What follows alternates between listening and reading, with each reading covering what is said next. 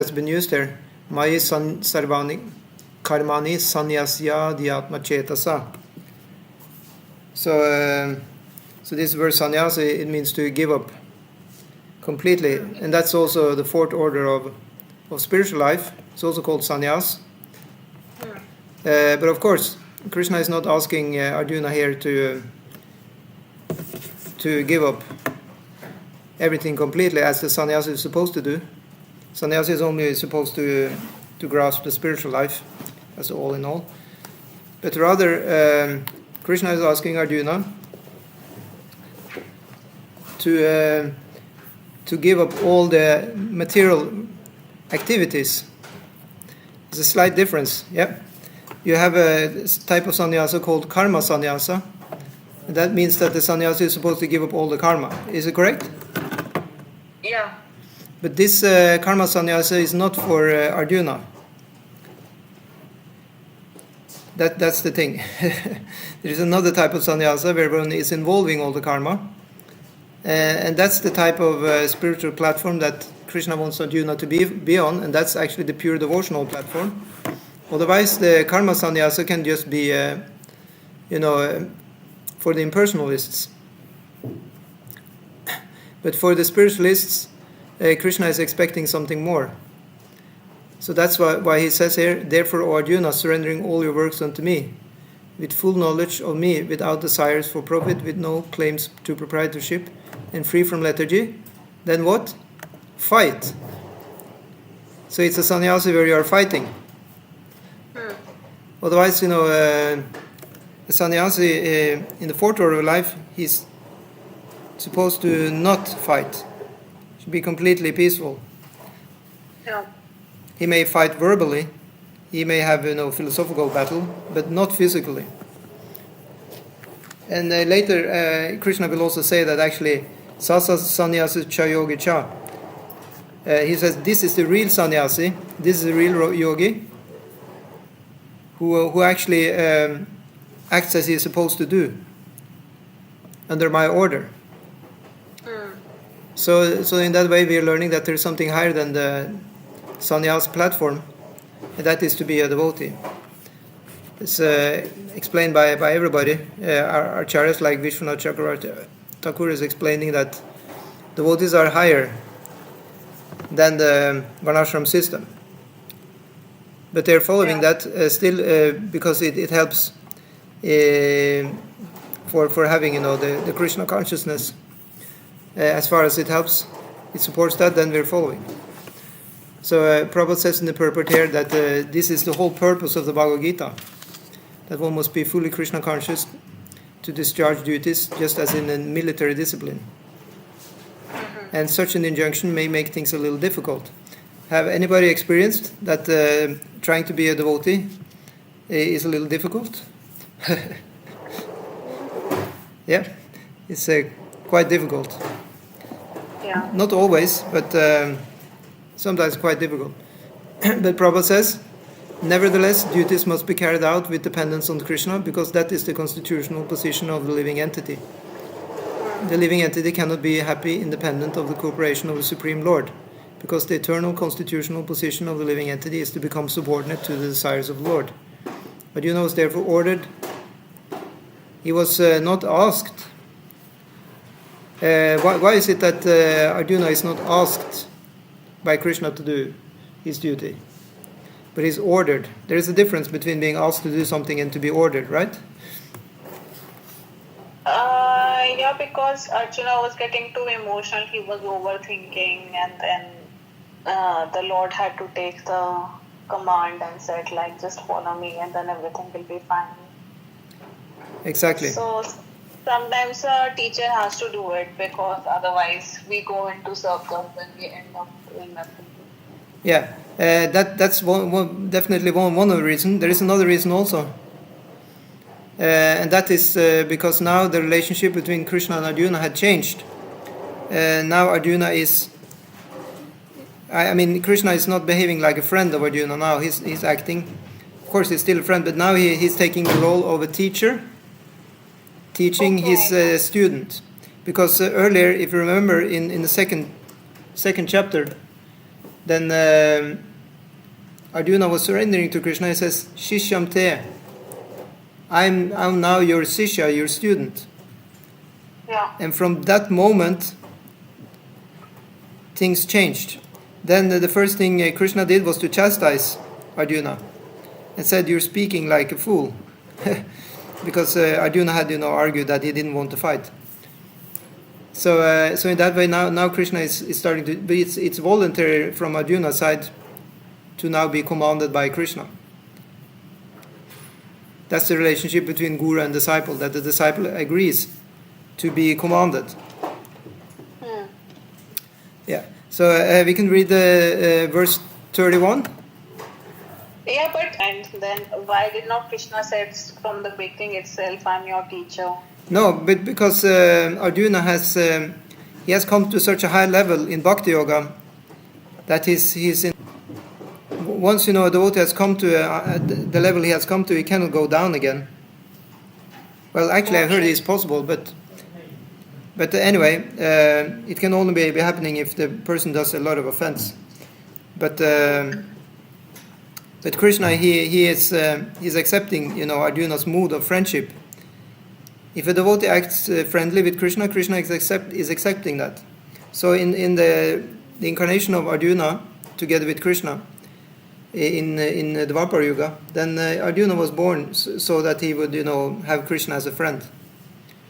But later on, in the Bhagavad Gita chapter in Ramayana, in Mahabharata, then temporarily, that's the point I'm making here, it's just temporarily, then Arjuna is surrendering to Krishna and accepting discipleship.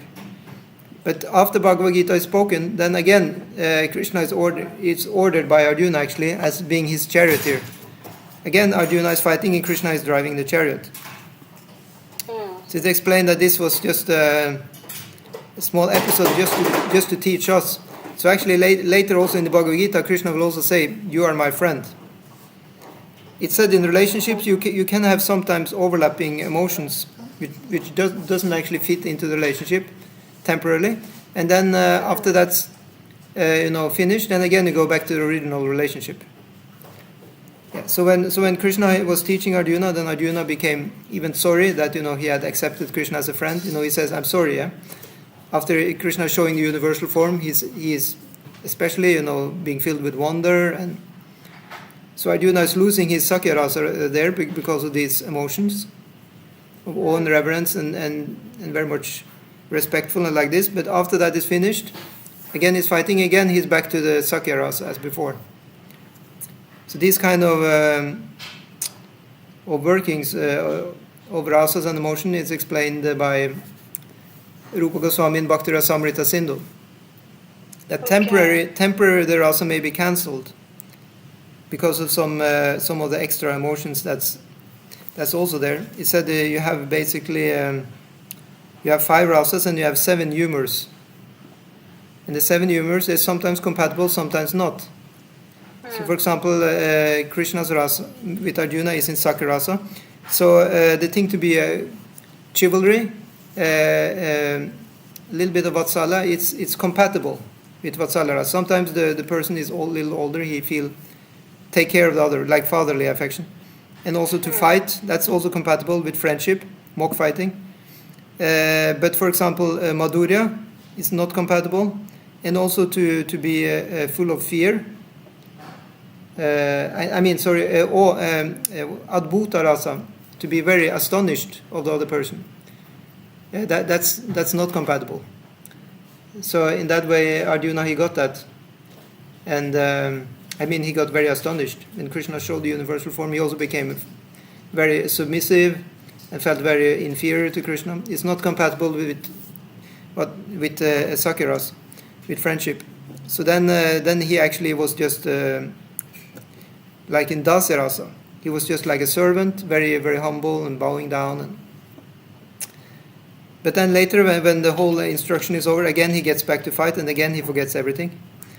And he is again friend of Krishna. Similarly, it's explained that Krishna, he was showing, when Mother Yashoda was opening her mouth. When Krishna was opening his mouth, Mother Yashoda was opening Krishna's mouth. and inside the mouth, Krishna was showing whole universe. Yeah. And at that time, Mother Yashoda, she felt very astonished, and she was wondering, is this, what is happening? This is my son, yeah. Yeah, and she became bewildered. She, at that point, she kind of snapped out of the mood she usually in. But then, after that was finished, again, she didn't think more about it. She think, yeah, I was just a little tired. I just had some hallucination, like this. Yeah. Does it explain the situation for you? Yeah, so Krishna actually tries to reach the level of the person and then at the same time guide the person. So yeah, he is changing according to the devotee's change of mood, and basically is always following the devotee. Wherever the devotee goes, Krishna is following. If you want to have neutral, relationship, he just stay there silently as Paramatma. He's also then a friend. It's explained, he's a silent friend in the heart. When the jiva is turning to his friend in the heart, praying like this, then this friend in the heart, Cheta Guru, is manifesting externally as the proper, Shiksha Guru or Diksha Guru. yeah. And he's also manifesting as the Murti, as the Archa Vigraha, so that the devotee can do Murti Seva, can serve, the Gita on the altar. So in that way, he's just following the jiva everywhere. And he's the most merciful in this way. Yeah, so we can read on. I can read on to text 31. Yeah. Ye me matam idam nityam anutishtanti manavaha shradhavanto nasuyanto muchante tepi karma bihi. Yeah, so I'll see her now, word for word. Ye, those who may my matam injunctions, idam these nityam as an eternal function, anutishtanti, execute regularly, manava, human beings, shradhavanta, with faith and devotion. Hare Krishna, Prabhu. Yeah. You're going, yeah? See you. Shradhavanta, with faith and devotion, anasuyantaha, without envy, muchante, become free, te, all of them, up even, karma bihi, from the bondage of the lower fruitive actions. Yeah.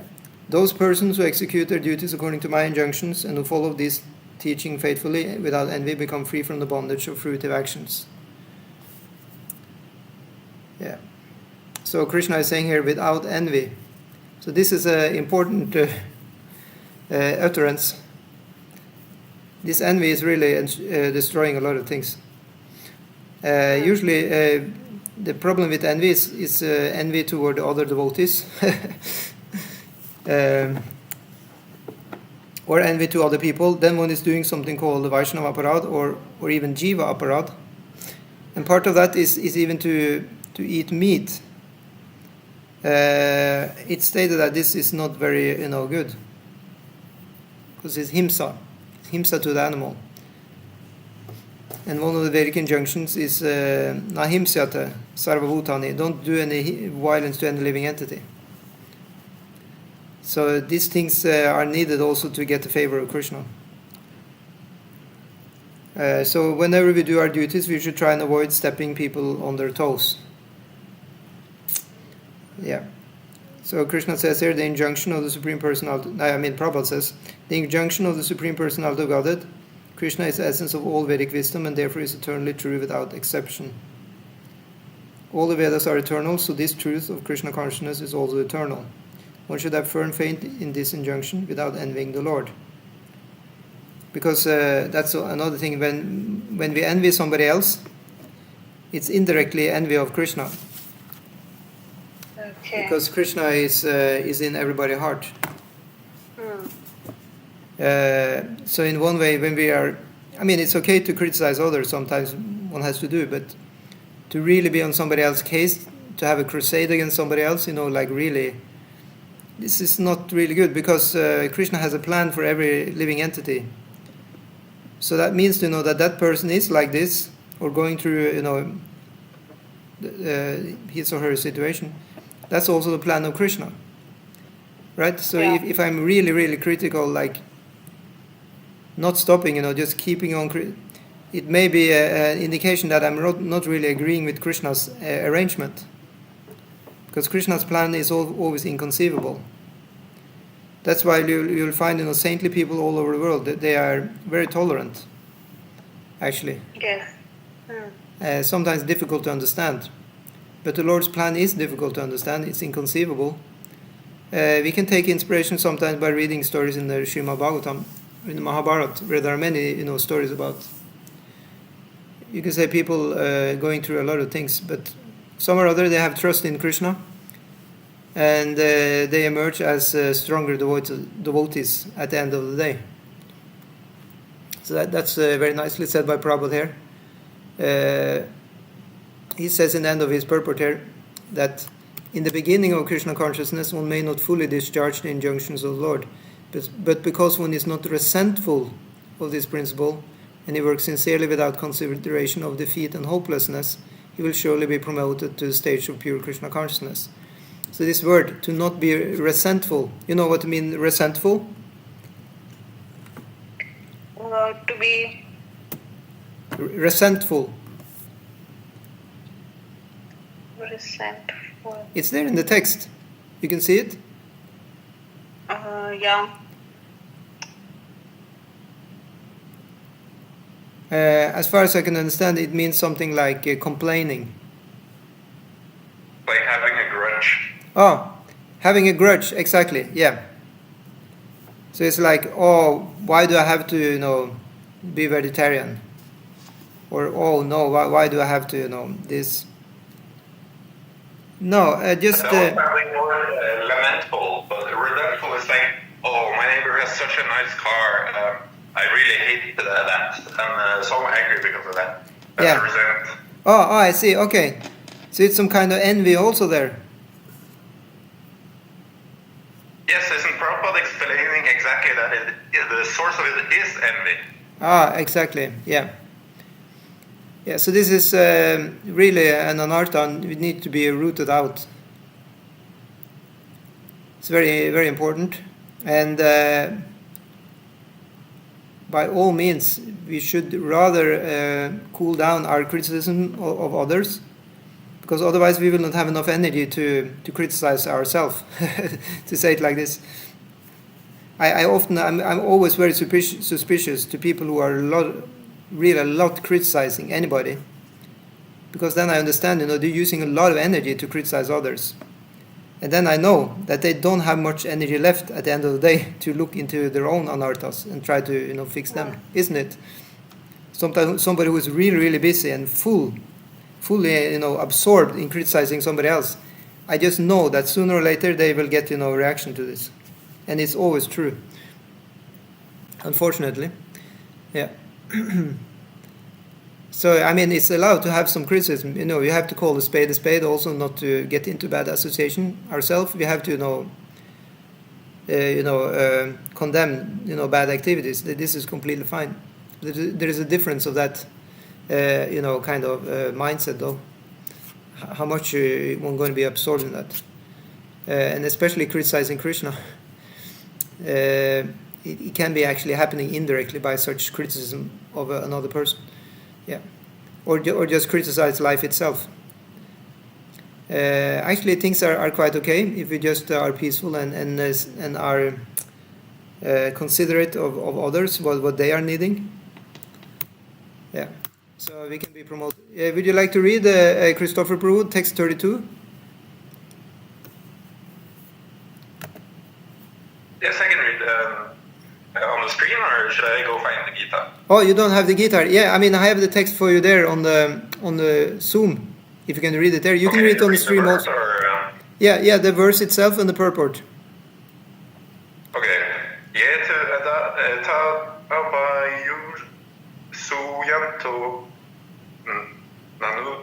I need to find the book. I can barely read here. Oh. It's okay, I'll read the Sanskrit while you find the book. Yetu etat abasuyanto nanotishtanti me matam sarvagyana vimudam stan vidinashtan achetasaha. Yeah, so the word for word, those two, however, Etat, this, abhyasuyantaha, out of envy, na, not, do not, anutishtanti, regularly perform, me, my, matam, injunction, sarvagyana, in all sorts of knowledge, vimudhan, perfectly befooled, tan, they are, vidhi, know it well, nashtan, all ruined, achetasa, without Krishna consciousness. You're there? Okay, I'll just read. But those who, out of envy, disregard these teachings and do not follow them regularly are to be considered bereft of all knowledge, befooled, and ruined in their endeavors for perfection. Purport: the flow of not being Krishna conscious is clearly stated herein, as there is punishment for disobedience to the order of the Supreme Executive Head, so there is certainly punishment for disobedience to the order of the Supreme Personality of Godhead. A disobedient person, however great he may be, is ignorant of his own self and of the Supreme Brahman, Paramatma, and the Personality of Godhead, due to a vacant heart. Therefore, there is no hope of perfection of life for him. So vacant, it means nobody is there. So empty, yeah. Did you return yet, Christopher Prabhu? No? Okay. I'll read the next one also. Sadrisham Chesh. There you are. Okay, you can read the 33 if you like. Sorry, I didn't find the book because you just started reading, but I didn't quite understand what you meant or what you wanted. No, I just asked. No, I just asked if you'd like to read, but you don't need to. Yeah, of course. Yeah, sure. Sorry, you were. Text 33.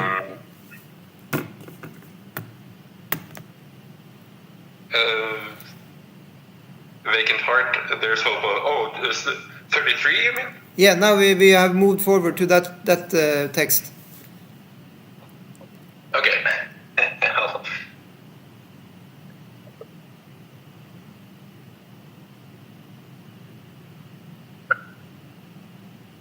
Wait. Okay. I have the book right here. You see something? Yeah, you saw the Sanskrit. Sadrisham cheshtate svasyaha prakritir jnanavanapi prakritim yanti bhutani nigraha kim karishyati. Yes. Do you want me to read it or? Yeah, you can read translation. Okay. Even a man of knowledge acts according to his own nature, for everyone follows the nature he has acquired from the three modes. What can repression accomplish? Purport: unless one is situated on the transcendental platform of Krishna consciousness, he cannot get free from the influence of the modes of material nature, as it is confirmed by the Lord in the 7th chapter, 7:14. Therefore, even the most highly educated man on the mundane plane, it is impossible to get out of the entanglement of Maya simply by theoretical knowledge, or by separating the soul from the body. There are many so-called spiritualists who outwardly possess advanced in the science, but inwardly or privately are completely under material modes of nature, which they are unable to surpass. Academically, one may be very learned, but because of his long association with material nature, he is in bondage. Krishna consciousness helps one to get out of the material entanglement, even though one may be entangled in his prescribed duties in terms of material existence.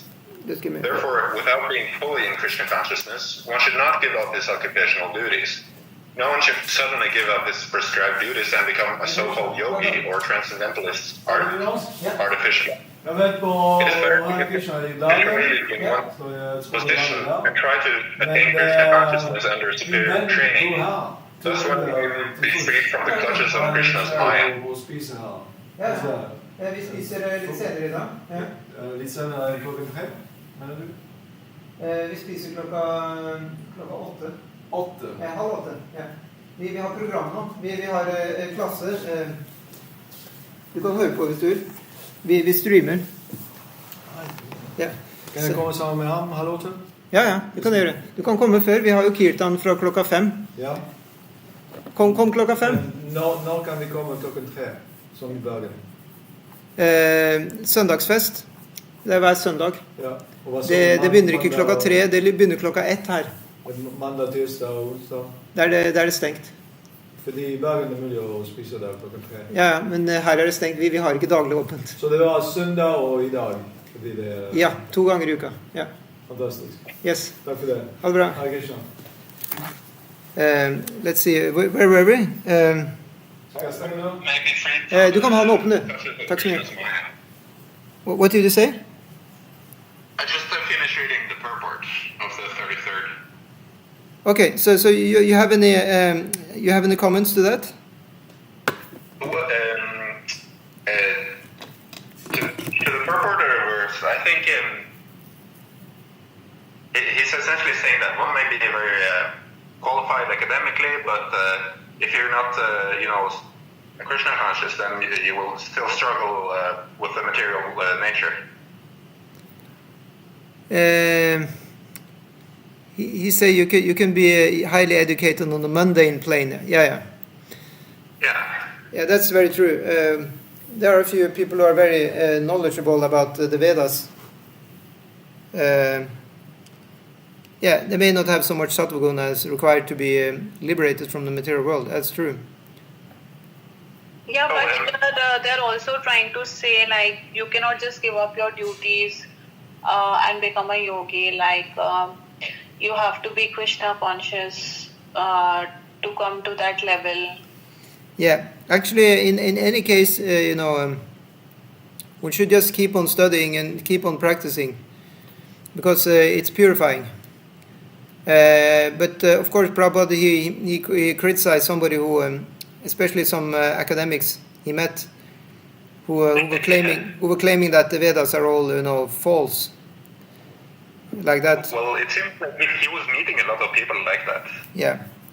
So in that way, they're definitely distorting the message of the Vedas by not having sufficient training, because they didn't accept the guru to explain them the Vedas. They just, by their own, were teaching themselves, the Vedas. Yeah. But Prabhupada isn't really touching on even a man of knowledge acts according to his own nature. For everyone follows the nature he has acquired from the 3 modes. That's also maybe it's not so important to know, but it's like will also show a bit of the process, what is happening. Yeah, it's true. It's kind of related, but on the other side, you can also say that Krishna in the verse, he's making the point for Arjuna that there is no need to suppress your nature.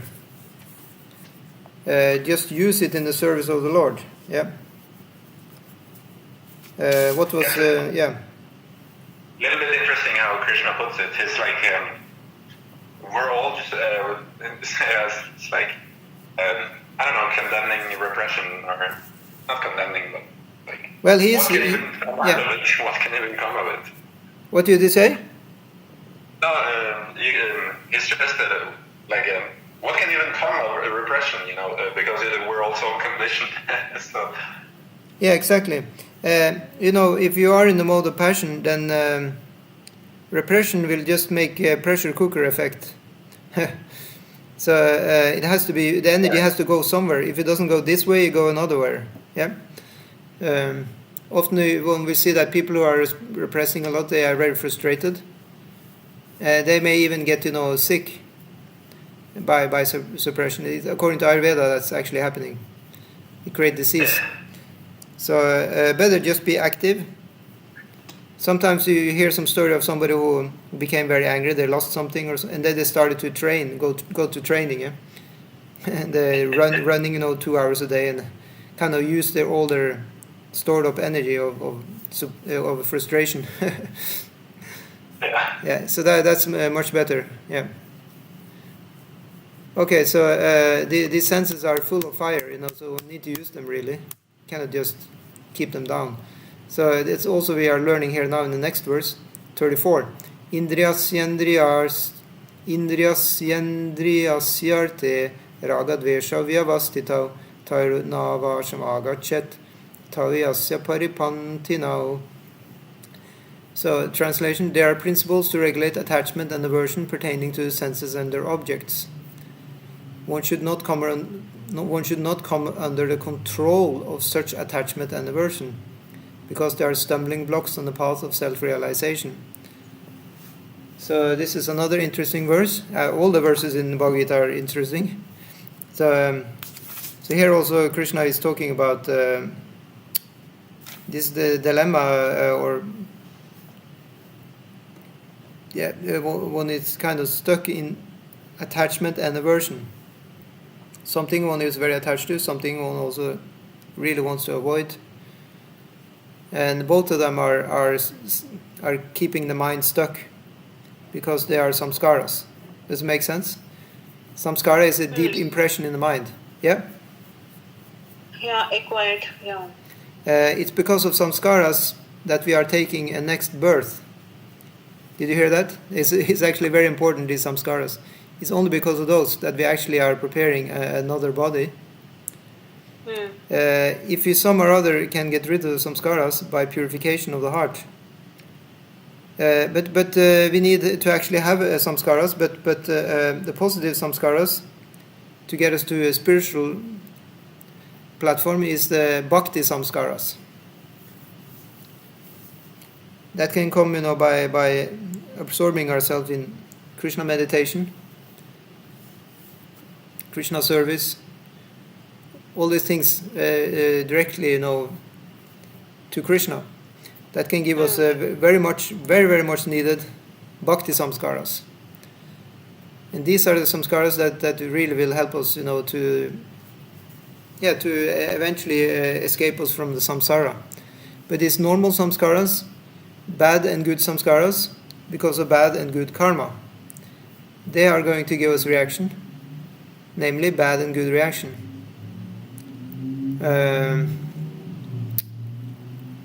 And then you have the rules which are to help us so that we'll not get into trouble. Does that make sense? These rules are just to help us not to get in trouble. But they can also, if one become too attached to the rule themselves, that can also, be... it can also be blocking the devotee sometimes. The devotee has to be a little smart to see when to, do this or when to do that. He says he's using the word stumbling block here. I looked this up in the Sanskrit here. It's paripanti now. It's the stumbling blocks. So Prabhupada says in the purport, those who are in Krishna consciousness are naturally reluctant to engage in material sense gratification. So that thing is very clear from the very start, isn't it? Anybody who comes to Hare Krishna, they know that now we're going to give up a lot of stuff. Because everybody knows that that's what Hare Krishna people are doing. They're giving up, the meat eating. They know they live in celibacy. They're not, having the intoxication. It's like they're giving up a lot of stuff. And then the next one, but those who are not in such consciousness should follow the rules and regulations of the revealed scriptures. So in that way, if one is not fully in the Krishna consciousness, then one may have some things, one is attached to material thing, cannot give them up, but then it's regulation. And these regulations then is given by Prabhupada here. Unrestricted sense enjoyment is a cause of material engagement, but one who follows the rules and regulations of the real scriptures does not become entangled by sense objects. For example, sex enjoyment is a necessity for the conditioned soul, and sex enjoyment is allowed under the license of marriage ties. According to scriptural injunctions, one is forbidden to engage in sex relationships with any woman other than one's wife. All other women are to be considered as one's mother. So that's why in the Hare Krishna movement, we sometimes call, we call the ladies Mataji. You probably heard that, yeah? Mataji means dear mother. This is like very honorary address, because it's also said Mataji to Durga Devi, yeah, Mother Earth, also called Mata or Mataji. Yeah. So and then Prabhupada says, but in spite of such injunctions, a man is still inclined to have sex and relationships with other women. These propensities are to be curbed. Otherwise, they will be stumbling blocks on the path of self-realization. Yeah. So in other words, Prabhupada is asking to curb, the unwanted, tendencies. According to Ayurveda, there are something that need to be curbed, and some things that are not to be curbed also. For example, it said the things which one should not suppress. It is, I mean, it's obvious, but it still has to be said sometimes. It's the urge to go to the toilet. Yeah. If one is suppressing that, then one creating great disturbance in the life air in the body, and it actually create disease in the body. And for example, there's other things, just small things like sneezing is also not advised to suppress, because the air is really messed up by just blocking it. So it's just things like this. But other things, they need to be suppressed, and this is one of them. This illicit sex desire, and other one is like wanting to say something bad about somebody else. These things are to be suppressed, not to get others into trouble. Yeah. And then Prabhupada says, as long as the material body is there, the necessities of the material body are allowed, but under rules and regulations. And yet we should not rely upon the control of such allowances. What does Prabhupada mean with this? Maybe it means that we shouldn't really rest upon just following rules, right? Life is more than just following rules. Prabhupada says one has to follow those rules and regulations unattached to them, because practice of sense gratification under regulations may also lead one to go astray, as much as there is always a chance of accident even on the royal roads. Although they may be very carefully maintained, no one can guarantee that there will be no danger even on the safest road. The sense enjoyment spirit has been carried for a long, long time owing to material association. Yeah, in some accounts we hear that actually we have been all the different species. Before we became human, we have been all the other species. See, if that is true, then it means we have had all kinds of animalistic propensities. We've been through that. And in one sense, they are stored there in our subtle body as samskaras. Does it sound realistic, or somehow or other they may be stored in the deep subconscious? I don't know if it's true that we have been all these different species in the whole universe. There are 8,400,000 species of life. So that means we have reincarnated a lot of times in that case. So in any case, we have definitely lived previous lives, and there must be so many previous samskaras of sense enjoyment. So Prabhupada says, therefore, in spite of regulated sense enjoyment, there is every chance of falling down. Therefore, any attachment for regulated sense enjoyment must also be avoided by all means. So one shouldn't also be attached then to have the regulated enjoyment. Can you give an example of that? To be attached to a regular enjoyment is not good. No? Are you still there? I'm not able to find an example. I was just thinking of, Prabhupada has given an example before in the Nectar of Instruction. He talks about taking prasad. I was also thinking the same thing, but I was thinking is it the right example? Well, it's not incorrect. I mean, Prabhupada said, that under the, you can say, under the guise of taking prasadam, one may eat, you can say, too much delicacies. I mean, he's giving that example, and he says that then actually, the disciple will fall down, indulging in, cakes and very opulent dishes every single day in the name of eating, honoring the Lord's food stuff. It may cause of the fall down of the devotee, and that's very true. Actually, eating very luxuriously, especially if one is a renunciate, is actually not allowed.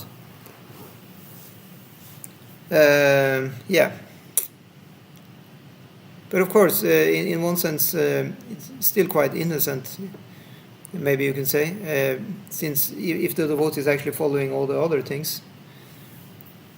But the problem is actually that this very much overindulgence in eating is actually a symptom of hedonism, and it may cause the other things to follow, like envy. And the reason why I'm saying this is because I study Ayurveda, and in Ayurveda the account is given. You know how the first disease was manifested, the first disease in the universe? No. Did you hear that, Christopher Prabhu, how the first disease manifested according to Ayurveda? I think I got some internal, what do you call it, maybe, but I have thoughts on it also. I think they're kind of matching. Yeah. So the account is that it started internally. It's not coming from outside. Yeah, so the first disease in Ayurveda, according to Ayurveda, was fever. So it started already in the Satya Yuga, because in Satya Yuga everything is served to you on a gold plate because everybody's so pious. All nice food is there, and like everybody's demigods are fully cooperating, and nobody's doing any sin. But gradually, the first sin that happened is gluttony, that somebody eat too much, and they become like, and because of eating too much, one becomes actually a little greedy, right?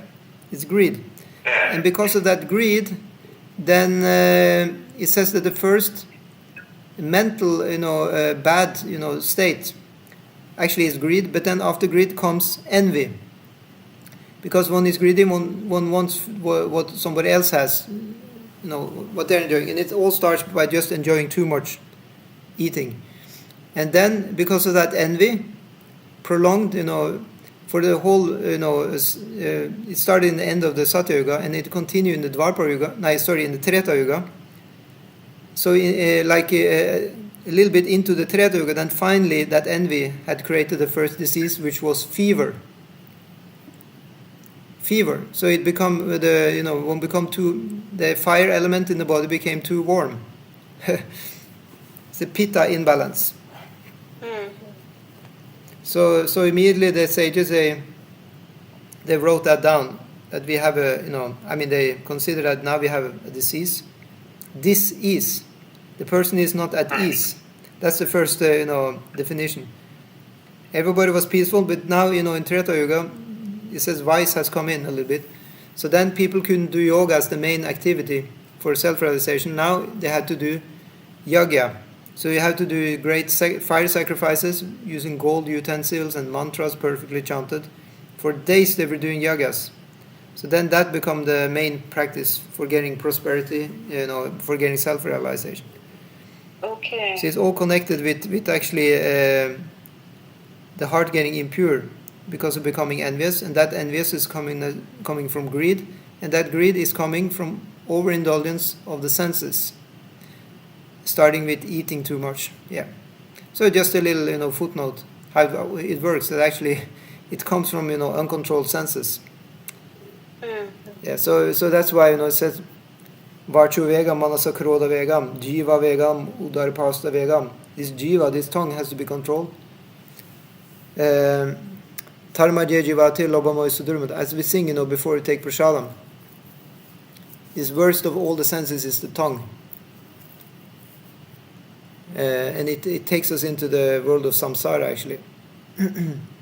So in that way, this practice of sense regulation, to only take prasadam, is very, very useful. But still, there also one has to, control. Yeah. Okay, you want to read on, Christopher Prabhu? Text 35. Okay.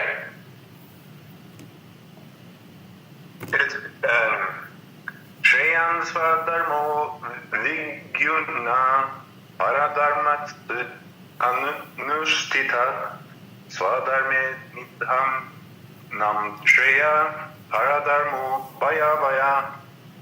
It is far better to discharge one's prescribed duties, even though faultily, than another's duties perfectly.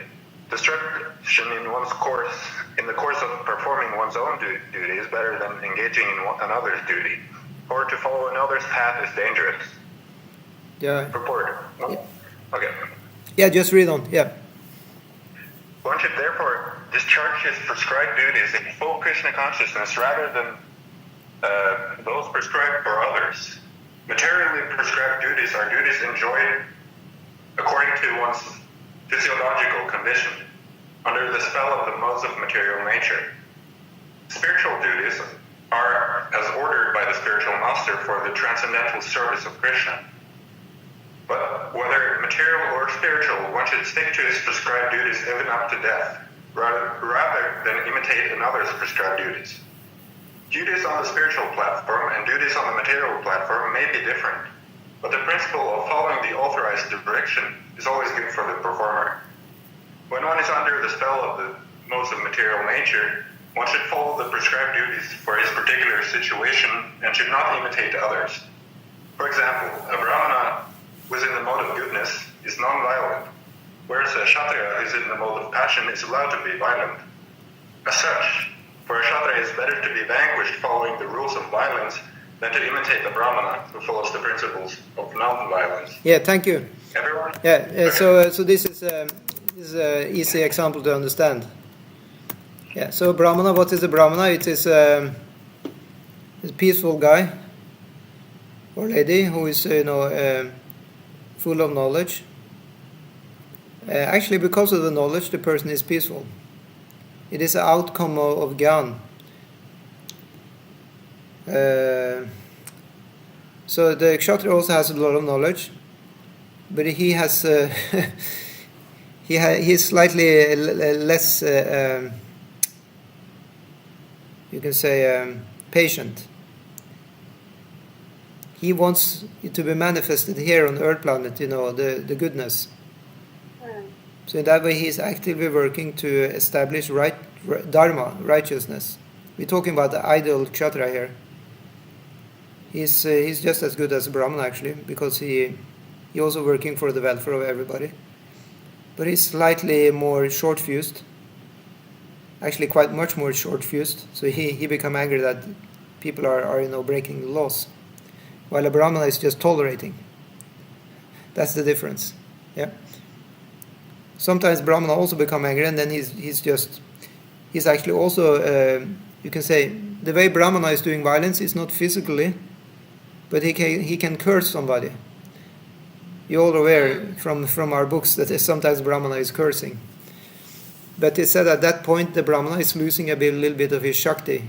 His accumulated spiritual power is going down by his cursing. So that's why Brahmanas, usually they avoid cursing. They avoid becoming angry for that reason, that they're actually losing their Shakti by becoming angry or cursing somebody. But the power... Yeah? When he curses, it seems like he always also regrets it very, very soon. Yeah. But actually, it's said for the person that the Brahmana curse is actually a blessing for that person. Because the person who is cursed by Brahmana is always purified. Of course, the purification is painful because he's suffering because of the curse, but he's getting at the same time he's getting purified by his sins, from his sins. Definitely, it's all the blessing, but he laments even because he thinks he should be non-violent and should be tolerant. No, I'm talking about the person who is cursed. He is suffering, but it's a blessing in the suffering. But the Brahmana himself, I can say for the Brahmana himself is not a good deal. It's a bad deal for the Brahmana. Well, Yeah. I guess it depends on the person being cursed. If the person is like a karmi, then he will think only in terms of material. Yeah. That's okay. But I'm talking about the Brahmana himself. For a Brahmana, it's never a good idea. For the Brahmana himself, he is always losing. Because, his spiritual bank account is going down.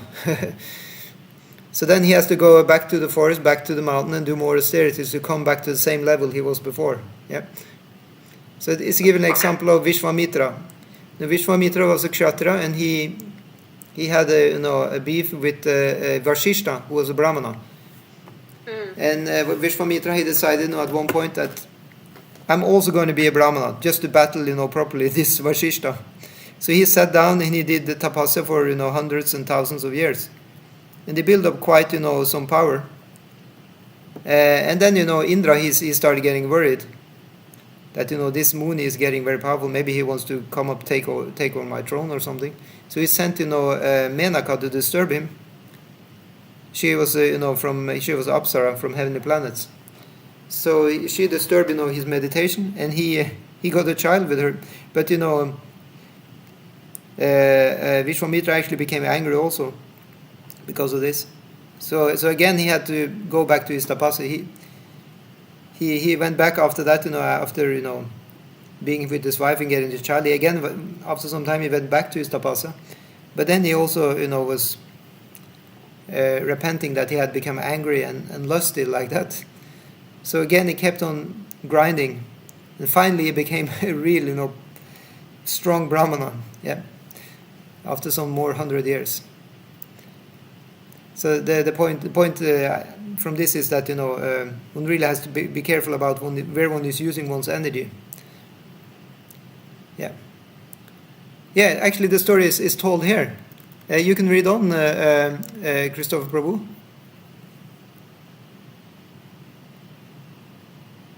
You can see it. Yeah. Yes.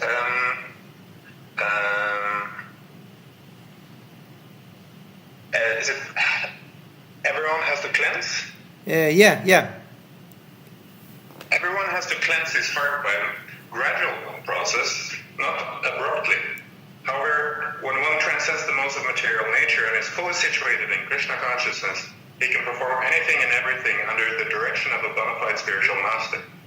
In that complete stage of Krishna consciousness, the Kshatriya may act as a Brahmana, or a Brahmana may act as a Kshatriya. In the transcendental stage, the distinctions of the material world do not apply. Yeah, you can stop there. For example, you can stop there. So okay. this is the situation in Hare Krishna movement, especially in Iskcon.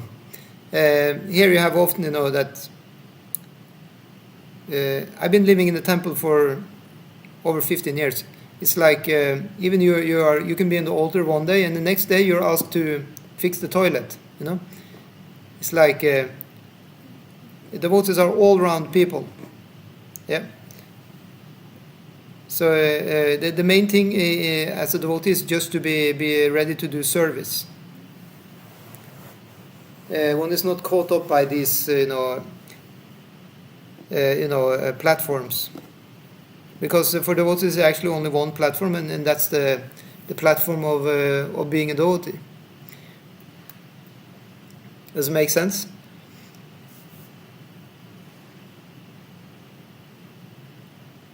It's really such a simple thing. It's just glorifying the bhakti. Exactly. So you may even ask, why do we have this, why do we have these different, platforms to begin with? Well, it's because, back in the day, they really were following this. And the whole society was going on rails. It was really working. Like a perfect machinery. But in the Kali Yuga it's not working, so that's why they don't really function, these different classifications. And whenever somebody wants to say, I'm this or I'm that, one is immediately just criticized for being, for kind of being, thinking one is something. So for us it's just more easy to just say, we just want to be devotees. That's it. But still we can say, we can say we're doing Brahminical duties. We can say we're doing Kshatriya duties, or we can say we do Vaishya duties. Vaishya is, in Iskcon, is often we talk about Vaishya, it's that the person is like business oriented, or cow protection oriented.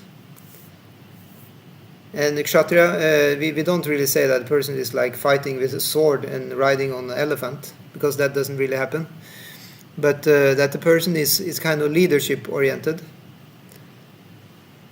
and because they said the leader has something called Ishvara Bhava, likes to be the controller.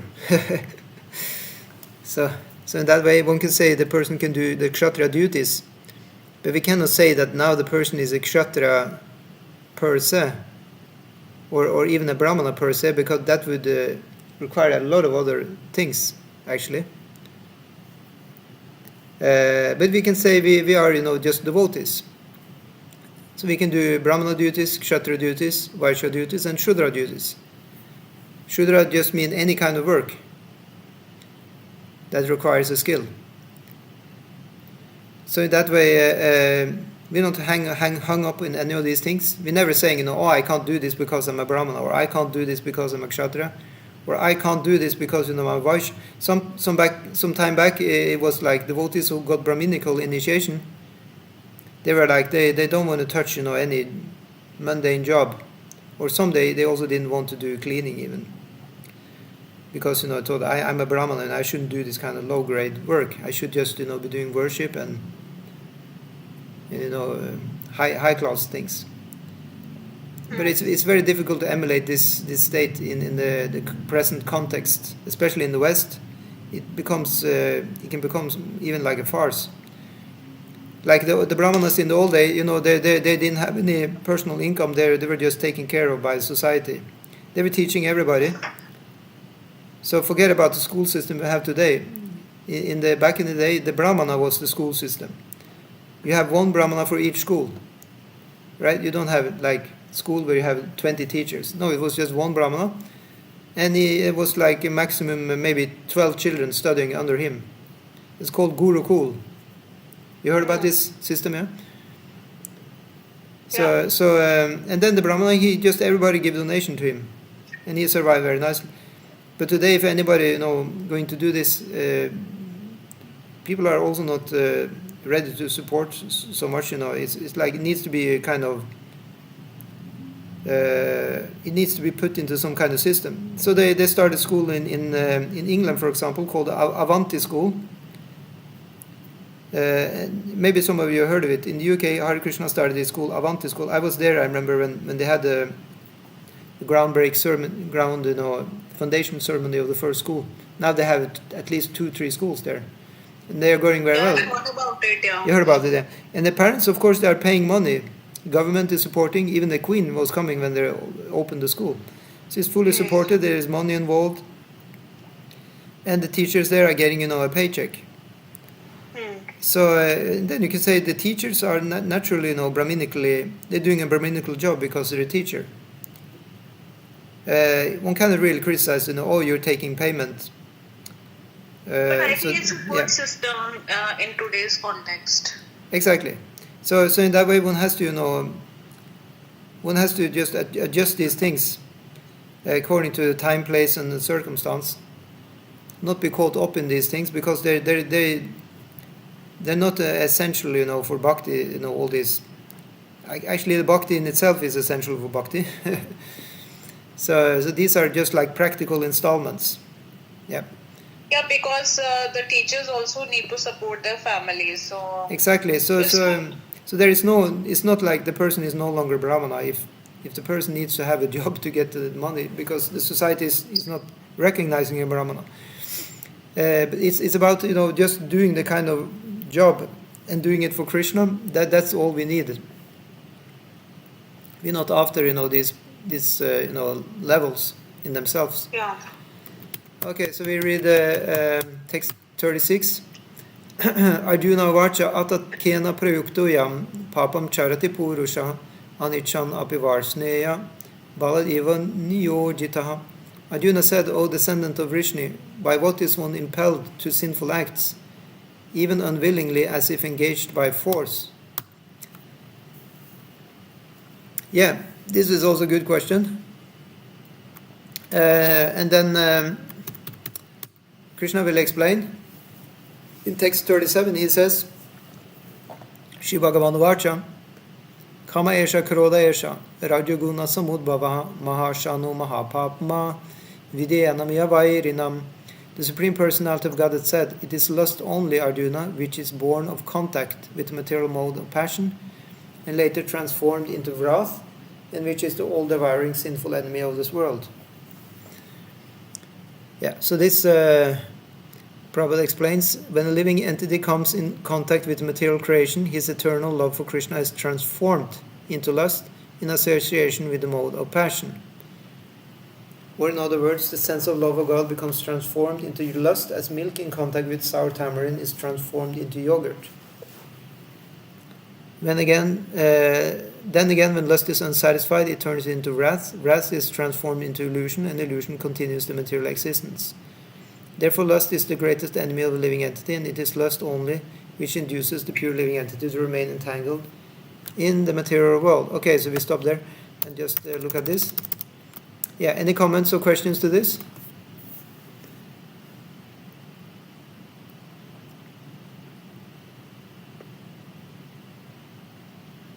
We can really understand the whole situation according to this verse, just, analyzing deeply enough, that is, well, that is analytical study, but also we can understand it, I guess, on the personal level, that even though it's the all-devouring, sinful enemy of this world, it's still,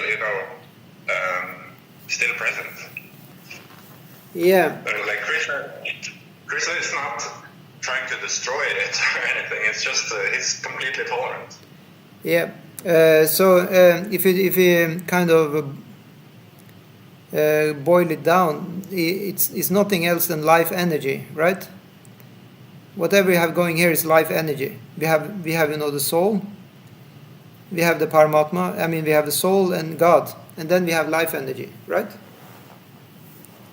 So it's this life energy which is going haywire. It become greedy and it becomes it becomes dominant. That's the problem. The same life, yeah. Sorry, I'm just trying to walk into the forest of personalism, where in every story there's some development, and like the source of everything that is bad in this story is because of some lust of some person or network of people who have lusted something, or it's always due to lust that is causing the troubles. Yeah, you're completely right. Yeah. So, needless to say, then this is the problem, and it's born of the mode of passion. Yeah. So, mode of passion basically means that we have duality. Bayam dvitiya abhinveshata shat ishat patasya viparya smriti. And once we have the duality, then there is trouble, and things are going, against what is actually good for us.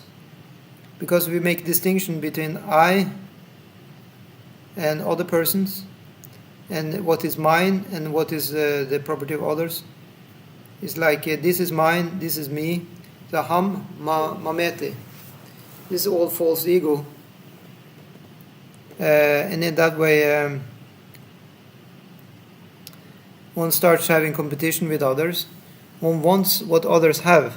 This is also lust, right?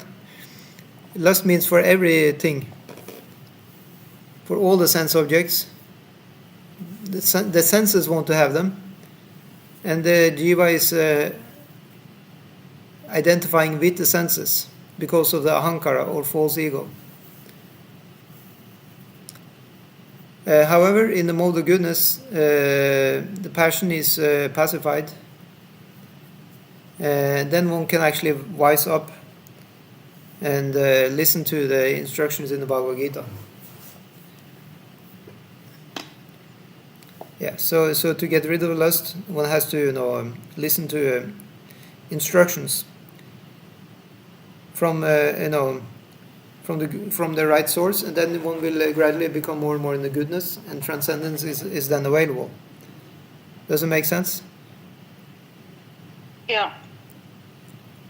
You can say the sense of love of God, it's not really that big in the jiva. You can say before the jiva meets the guru, it doesn't really have much love for God. I mean, it's pretty clear, no? When the person is coming in contact with the guru, then the bhakti lata bij is given, the seed of devotion to God is given. Yeah, Guru Krishna Prasada Pai Bhakti Lata bij is planted.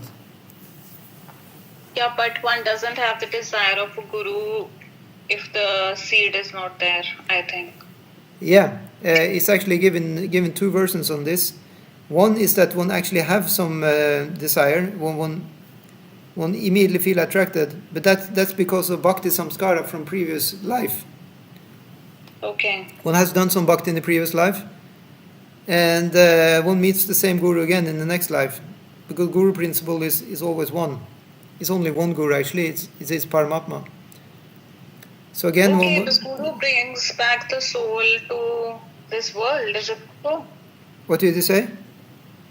No, you just said like if we have a guru in our previous lives, then the same guru we will get in this life. Yeah, I mean it's said that the guru never gives us up. The guru will be with us, for every until we are released from the material world. The guru will always be there for us. But if you understand it more deeply, this guru is actually non-different from Krishna. It's actually an expansion of the guru we have in the heart, the Paramatma. Okay, yeah. Otherwise, the person is the other concept is that the person actually doesn't have any samskara bhakti at all. How does it happen then? It said then it happens by special mercy of the devotees. So there is such a case. It's called kripa siddhi. One simply are a mercy case. You heard that expression? Sometimes they say this in the Hare Krishna movement. They talk about somebody and they say, I mean, it's not really flattering to say this about anybody. I think it's maybe not very good to say. But anyway, somebody has said, about somebody else who kind of joined but was, kind of had some problems or something. And they say, he's a mercy case. Oh, yeah. It's not very flattering to say that about somebody else, really. But anyway, it's a concept. It's called kripa siddhi. It means that one didn't really have any qualification. But the guru was giving, just his mercy to you kind of randomly, Mercy, yeah. just picking up somebody, because guru has that power to pick up anybody he like. Yeah. So in that way also one can actually become a devotee. Guru Krishna Prasada Pai Bhakti Latabish is by the combined mercy of Krishna and Guru. It's inconceivable. That's at least very, very sure. I think I'll just read on. Text 38. Now we'll read about how this lust is appearing. It says, text 38, Dumena avriyate vanir yata darsho malenacha yatul ben avrito garbas tata tenedam avritam. As fire is covered by smoke, as a mirror is covered by dust, whereas the embryo is covered by the womb, the living entity is similarly covered by different degrees of this lust. So Prabhupada says that there are 3 degrees of covering of the living entity by which his pure consciousness is obscured. Everybody understand the meaning of the word obscured? Yes, it's like when it's polluted or distorted. Yeah. So one of the things with the Atma or the soul is that he has consciousness. That's always there. But the consciousness can be it can be covered over. That's the amazing thing.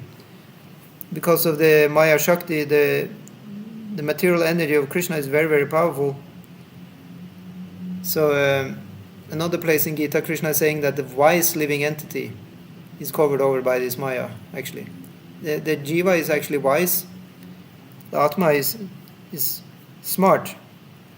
But it can still be covered over by, you can say, even smarter energy, which is the Maya or illusory energy of Krishna.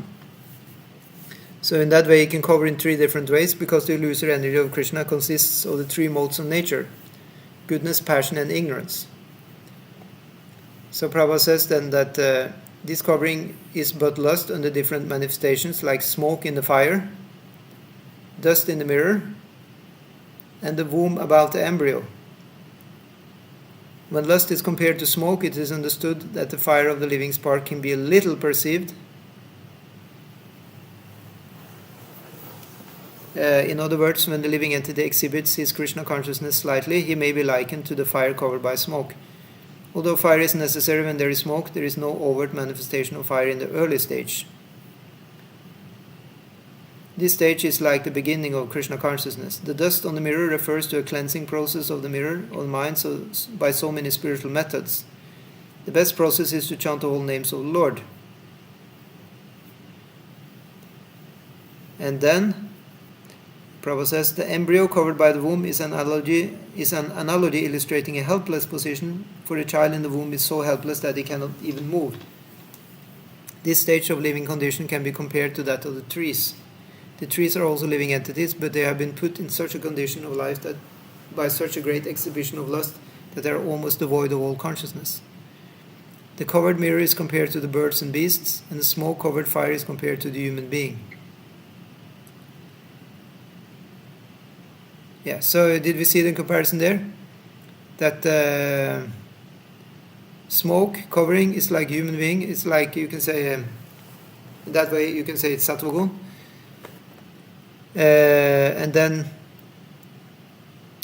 the mirror which is covered by dust is like the animal level, is a rajagun. And then you have the covering in the womb. Like in the embryo, it's so much covered, so that's like the plant life. It's mode of ignorance. Yeah. So Prabhupada says, in the form of a human being, the living entity may revive a little Krishna consciousness. And if he makes further development, the fire of spiritual life can be kindled in the human form of life. By careful handling of the smoke in the fire can be made to blaze. What does it mean to blaze the fire?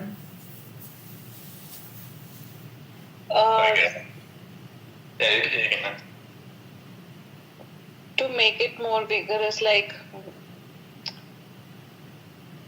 Yeah, so to kindle the fire, it means you're blowing with. Is that what you do in the chimney? I mean, in the fireplace. Anybody has experience? You make like a small fire, and then you're kind of blowing it, and then it becomes bigger. Is that how it works? Yep. So by very expertly handling the fire, then it may be, become bigger. Yeah. Therefore, the human form of life is a chance for the living entity to escape the entanglement of material existence. In the human form of life, one can conquer the enemy, lust, by cultivation of Krishna consciousness under able guidance. Okay, so then we take text 39. Avritam jnanam etena, jnanino nityavairina, kamarupena kaunteya, dushpurena nalena cha. Thus the wise living entity's pure consciousness becomes covered by his eternal enemy in the form of lust, which is never satisfied and which burns like fire. And then the Prabhupada says, it is said in the Manusmriti that lust cannot be satisfied by any amount of sense enjoyment, just as fire is never extinguished by a constant supply of fuel. In the material world, the center of all activities is sex. Thus this material world is called Maitunya Agara, or the shackles of sex life. In the ordinary prison house, criminals are kept within bars. Similarly, the criminals who are disobedient to the laws of the Lord are shackled by sex life. Advancement of material civilization on the basis of sense gratification means increasing the duration of the material existence of a living entity. Therefore, this lust is a symbol of ignorance by which a living entity is kept within the material world. While one enjoys sense gratification, it may be that there is some feeling of happiness, but actually that so-called feeling of happiness is the ultimate enemy of the sense enjoyer. So, ultimate enemy, I guess, it is because if you are engaged in enjoying this material world, we will definitely, not escape the samsara. Is it correct?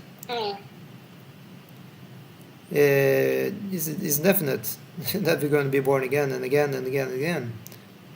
And unfortunately, life is not getting any better here. Kali Yuga is keeping on rolling, and the lifespan is going down. People are becoming weirder and weirder. Uglier and uglier, also it said. Everything just becomes worse. Poorer, uglier. The demigods are supplying less and less. It's even said that now, the vegetables are not containing as much nutrition as they did back in the day. Yeah. And on top of that, a lot of food now is frozen down or kept in the cans, or it's not fresh anymore. We're eating kind of, dated food. Yeah, so it may not be so much, life force we're getting from eating, and in that way so many other environmental factors also, and lifestyle issues, that the lifespan is going down and down and down. So it's not a good idea to just keep on rotating here. If there is actually more enjoyment in the spiritual world. Yeah. So in that way we are kept inside the bars here in the material world. Speaking of being kept inside, I'm ready to leave for the temple now to cook for you or before the kirtan or something. Yeah, please do. You're most welcome. And is there anyone who's is coming, or anyone is cooking or something? No, nobody has advertised that they're cooking. There's somebody who is coming. That I got the message. I can come and make some simple sabji or something. That would be awesome, Prabhu. And now actually you have the great fortune to cook directly for their lordships, Jagannath, Baldev, Shubhadra, because they came here. The Diptiman Prabhu came early today. He already installed them. Yeah. Amazing. So spread the word. Now we have the chance to have a special darshan on the Saturday evening, and have that's nice. I'm going to the gym right now. Oh. Okay. I was going to ask you if you wanted also to come and cook a little bit, Mina. Yeah. After the gym, I have to exercise, and then I can join you. Oh, yeah. Okay. Super. Yeah. Okay. Hare Krishna. Hare Krishna. Yeah. So I think we will. Actually, I wanted to read just 3 verses more, if it's okay, because then we finish off this chapter. Is that okay, or? Yeah, please do. I'm listening, but I'll be on the move. Yeah, of course. I'm also now moving. It's okay. You can just be on the move. I will just read the 3 last verses myself. Yeah. Indriyana manobudhir asya dishtanam uchate itair vimohaya ityesha jnanam avrita dehinam. The senses, the mind, and the intelligence are the sitting places of this lust.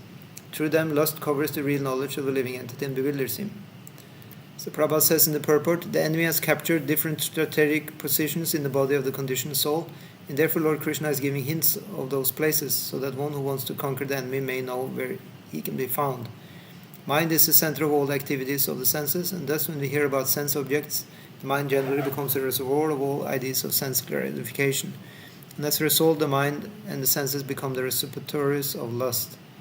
Next, the intelligence department becomes the capital of such lustful propensities. Intelligence is the immediate next-door neighbor of the spirit soul. Lust intelligence influences the spirit soul to acquire the false ego and identify itself with matter, and thus with the mind and senses. The spirit soul becomes addicted to enjoying the material senses and mistakes this as true happiness. This false identification of the spirit soul is very nicely explained in Srimad Bhagavatam. Yasyatma buddhi kunapetri dhatuke svadi kalatra deshu bhauma idyadi yatirtha buddhi shalile nakarichit jnane shabigeshu saeva gokara.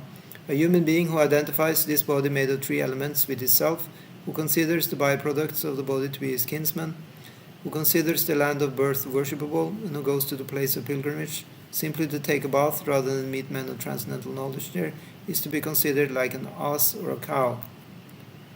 And then 41. Tasmat tvam indriyani ado niyamya bharatar shava papmanam prajayenam jnana vijnana nashanam. Therefore, O Arjuna, best of the Bharatas, in the very beginning curbed this great symbol of sin, lust, by regulating the senses, and slay this destroyer of knowledge and self-realization. Prabhupada says, the Lord advised Arjuna to regulate the senses from the very beginning so that he could curb the greatest sinful enemy, lust, which destroys the urge for self-realization and specific knowledge of the self. Jnana refers to knowledge of self as distinguished from non-self, or in other words, knowledge that the spirit soul is not the body. Vijnana refers to specific knowledge of the spirit soul's constitutional position and his relationships to the Supreme Soul. It is explained thus in the Srimad Bhagavatam, Jnana paramaguhyam me yad vijnana samanvitam sarahasyam tarangam cha griha nagaditam maya. This knowledge, their knowledge of the Self and the Supreme Self is very confidential and mysterious, but such knowledge and specific realization can be understood if explained with their various aspects by the Lord Himself. And now Prabhupada says, Bhagavad Gita gives us that general and specific knowledge of the Self.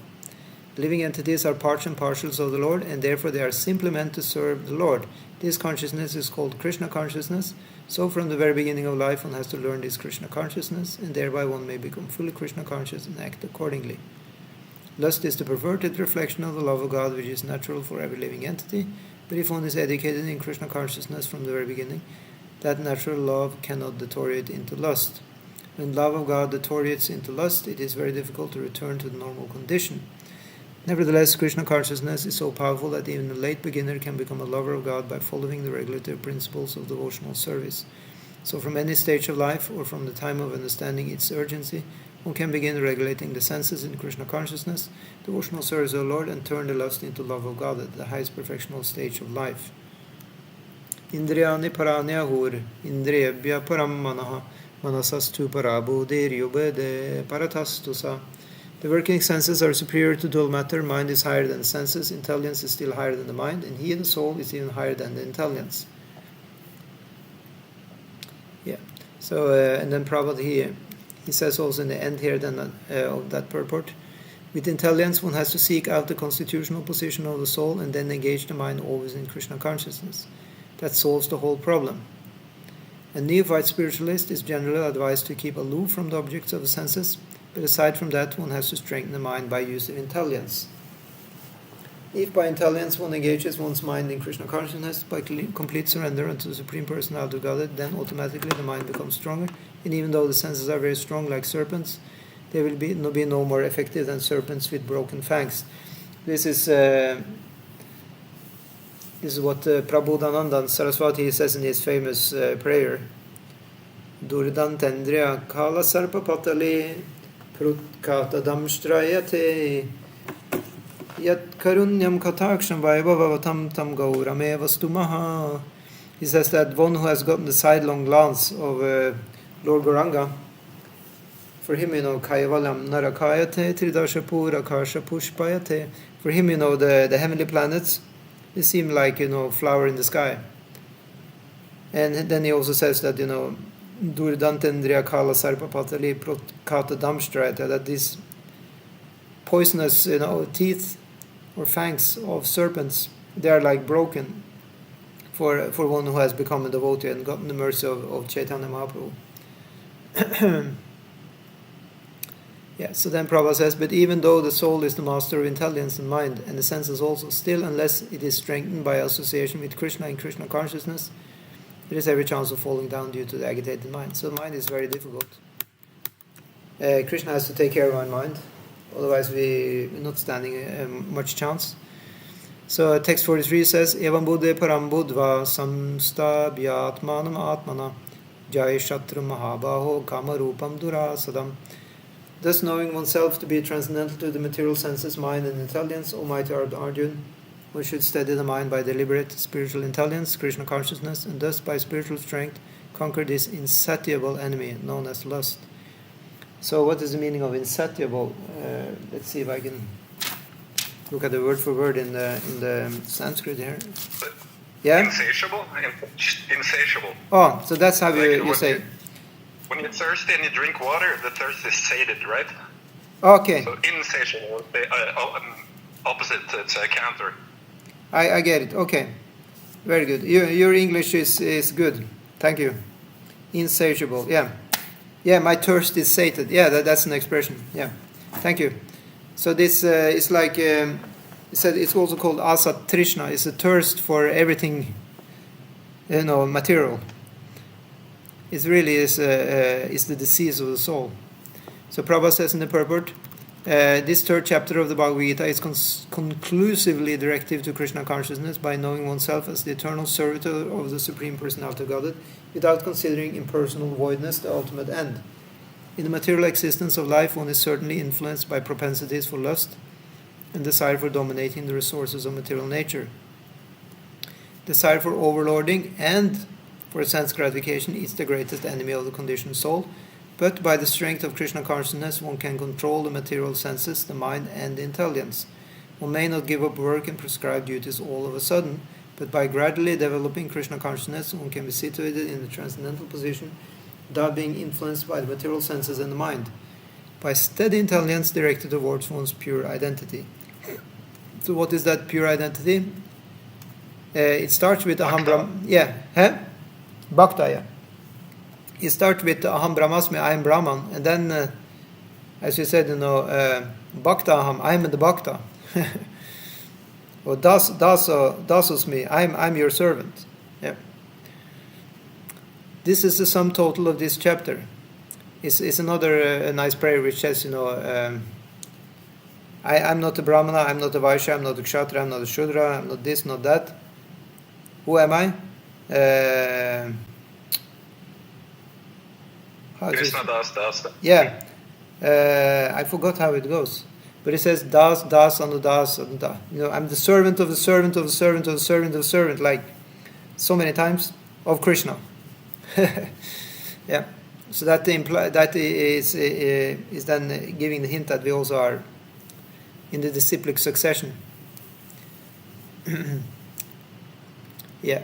And then Prabhupada says, in the immature stage of material existence, philosophical speculations and artificial attempts to control the senses by the so-called practice of yogic postures can never help a man towards spiritual life.